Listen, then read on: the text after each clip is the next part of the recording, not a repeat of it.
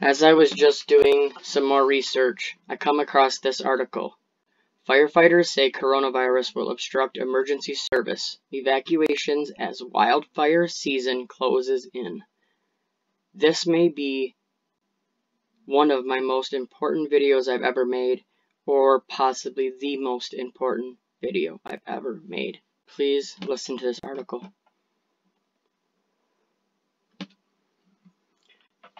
First responders are preparing for raging wildfires that they expect will consume thousands of acres and drive some residents from their homes in the upcoming months.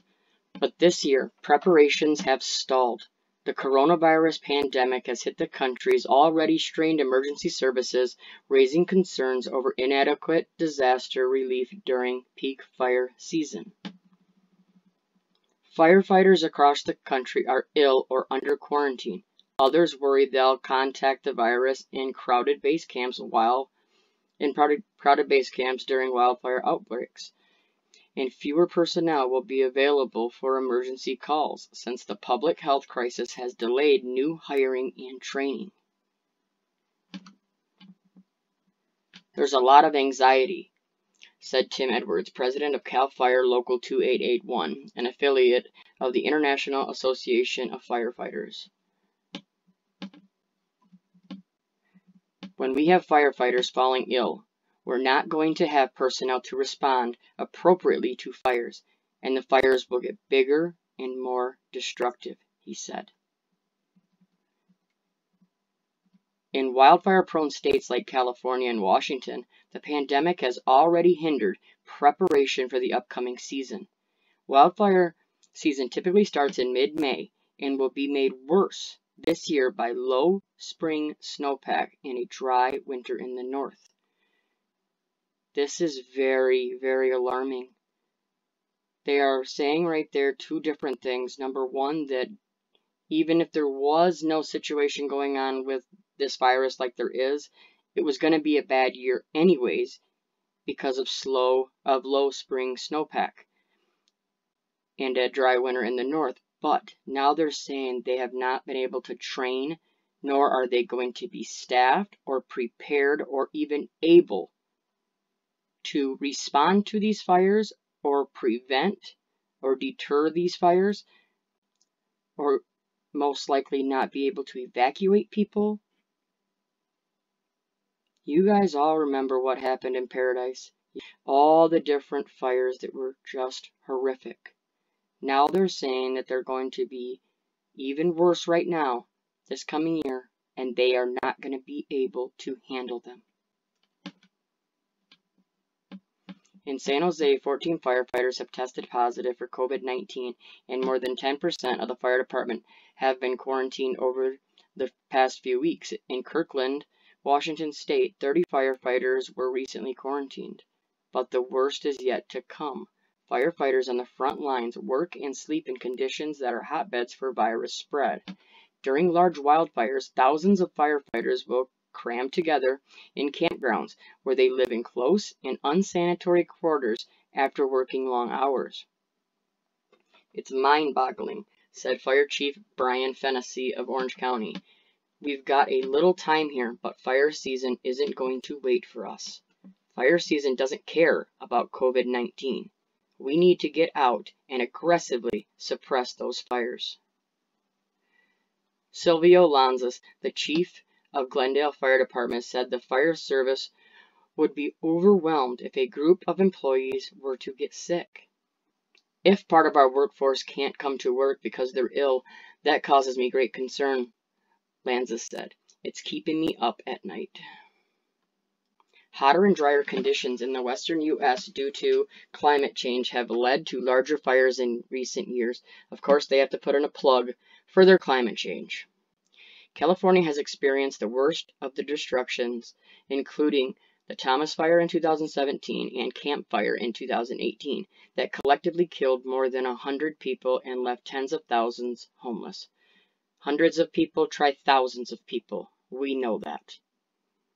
Yep, and left them homeless, and I'm actually working on a video right now also about how all the homeless are disappearing, and I have article after article where they say they're cleaning up those areas, cleaning up the homeless problem, that they're helping them, getting them campers, getting, where they're 6 foot apart. There's no way. They didn't care about them before this. They left them on the streets. They didn't care. They don't care now. They're not disappearing because they're going to a nice facility. They are disappearing because the government doesn't want them there. Fire agencies across the country are taking aggressive protective measures, from locking down facilities to providing more protective gear for first responders. But the issue of firefighters contracting the virus on the front lines is hard to tackle. The lack of staffing this year means guys are going to be working on fires 40 to 45 days with no break, Edwards said. Our concern is how to set up a base camp and maintain feeding and cleanliness in an area with 1,000 firefighters sitting on only 5 acres of land, he continued. If 1 or 2 firefighters are infected, social distancing is hard.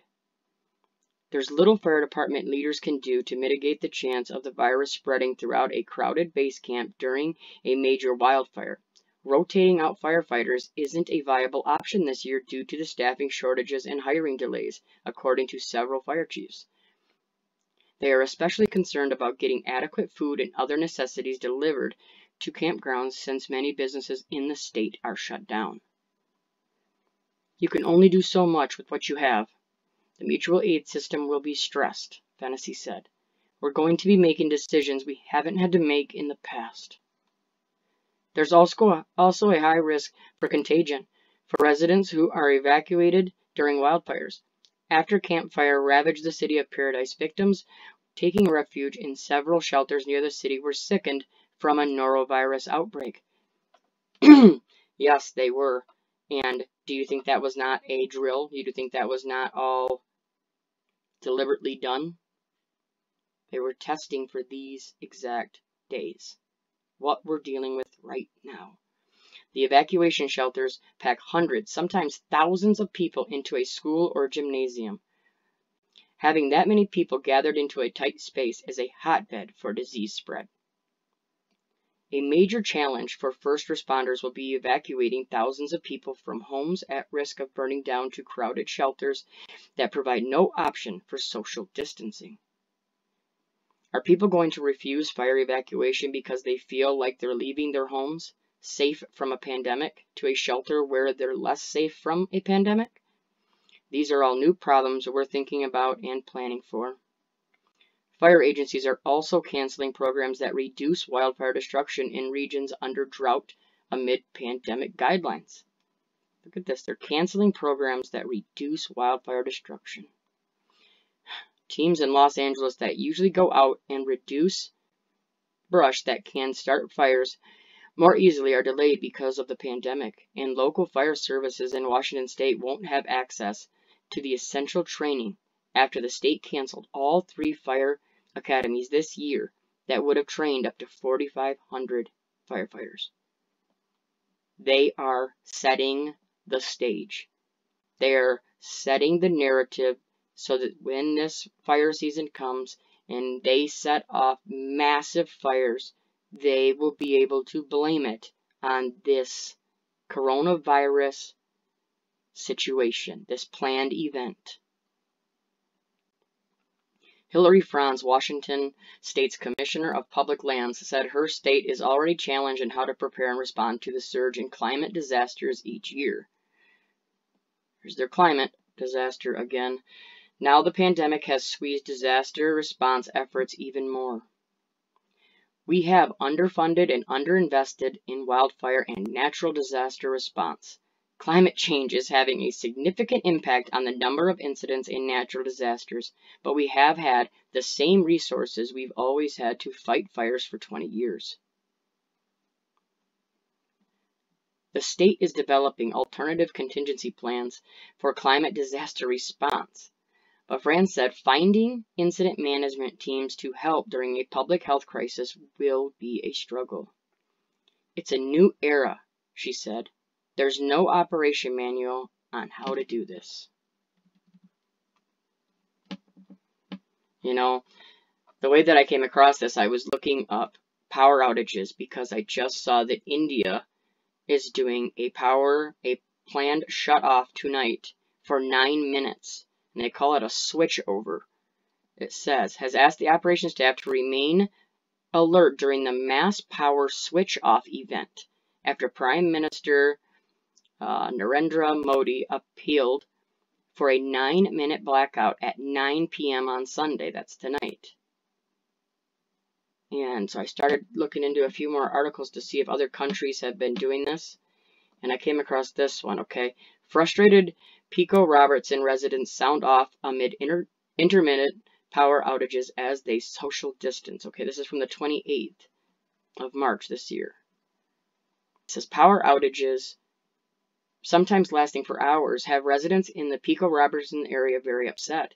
After days of on and off power outages that they say have lasted more than 12 hours at a time, residents are sounding off. It looks like we live in a third world country, said David Balog. I'm more worried about our neighbors. You know, there's very old people and sick people. We have a neighbor down the street who is on a ventilator. There's your ventilator again, said Marie Cohen, a resident. It's scary. No heat. I have my husband who is not well. I have a dog that I have to medicate chemotherapy, so his medications is in the refrigerator. The outages couldn't have happened at a worse time, as many are working from home due to the coronavirus pandemic.